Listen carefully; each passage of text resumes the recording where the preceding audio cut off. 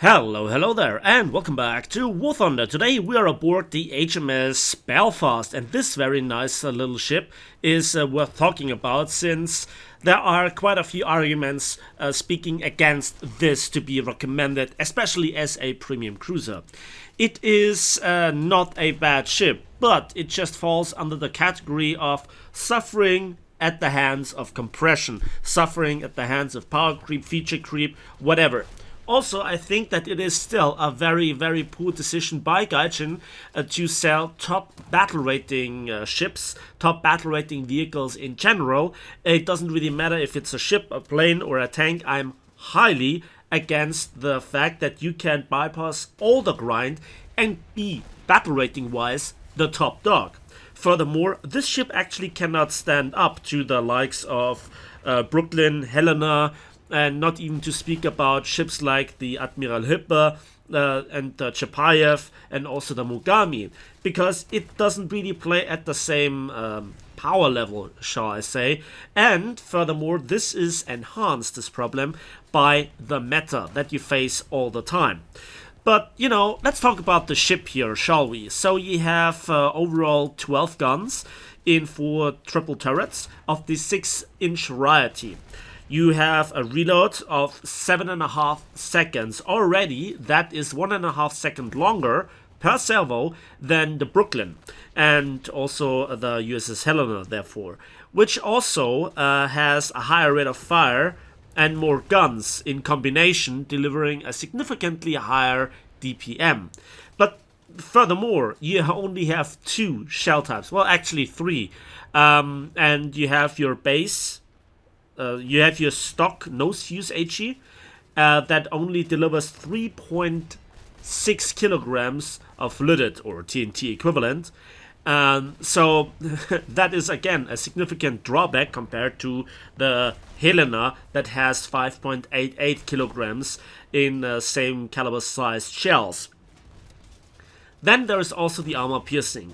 It not just only lacks a little bit the penetration, we're looking at 8 inch of penetration or 203mm, and it falls just below 120mm at 10 kilometers range. It's semi-armor piercing, so you would expect a good amount of TNT equivalent, like for example with the Chapayev, that has nearly 6 kilograms of TNT in its sap shell. But this ship only has 1.7 and lacks the penetration and the DPM. So this is my problem with the main armament, which further gets enhanced as the armor that the ship has when it comes to the barbettes and the turrets, while being better, especially on the turret faces, compared to the tech tree counterpart, is nothing compared to the likes of Admiralhipper and Chapayev and ships like this, especially then also the Brooklyn and the Helena. So you don't have the DPM, you don't have the penetration, you don't have the alpha strike or the post-penetration damage effect, and you lose your armament significantly more than the most spammed ships. Okay, so much for the main armament. Then also you have flak shells, so anti-aircraft shells. However, despite the ship being from 1959 in its configuration, there are still time fused shells, not proximity fused shells or variable time fused shells. So you basically have still World War II standard shells. That's bad. And it further gets enhanced when you look at the secondaries. So you have 4 twin 4-inch guns, and they still have the same ammunition selection than the main guns. So you also have an armor piercing, you also have a high explosive, and you also have a flak shell. So much like with the main guns, the flak shells are also not proximity fuse shells. And while you have a few more 40mm guns than the likes of the tech tree version, well, it's still not really convincing, is it?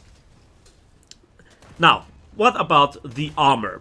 And again, we have an advantage compared to the Tech Tree version, since you have a continuous belt from the most forward turret to the most rear turret, and that means the armor layout is more reliable than on the Tech Tree version, or the sister ship therefore. And that means that you also can angle just a little bit better to enhance the thickness of your 114mm rolled cemented armor belt, which is a superior material armor whereas to the rolled homogeneous armor that all other nations have so far in the game. Yeah, it might not be as effective as the Mogami's 140mm belt compared to the magazine area, but then around the engine area it is still higher. So there are so many advantages compared to the tech tree version, and still it falls short of the top dogs of 5.7. Don't get me wrong, it is still comparable to some other 5.7s that are not the end of the line ships. Now, and the same argumentation goes for this ship, but with even more impact than with the USS Helena.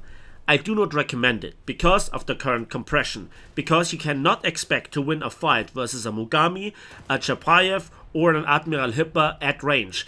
They will just, pen you and do a significant amount of damage, whereas you cannot really dish it out. You have significantly better armor than a lot of the other light cruisers when it comes to the belt area, but not to the main gun area. You lack the DPM, you lack the rate of fire, you lack the shell damage, and so for the Alpha Strike, you are not really convincing with the anti-aircraft capabilities.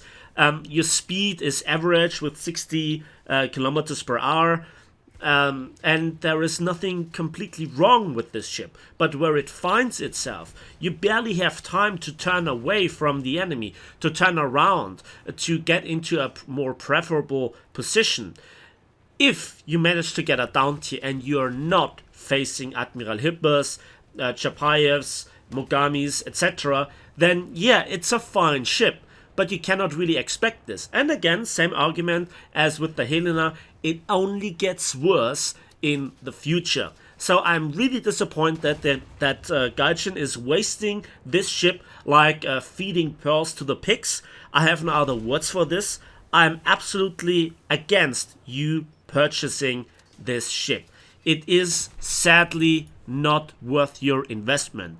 Again, the tech tree version is not as good as this one, so again we have a little bit of a premium bias within its own tech tree, much like a little bit with the Helena compared to the Brooklyn when it comes to the anti-aircraft capabilities, although the difference is not that huge.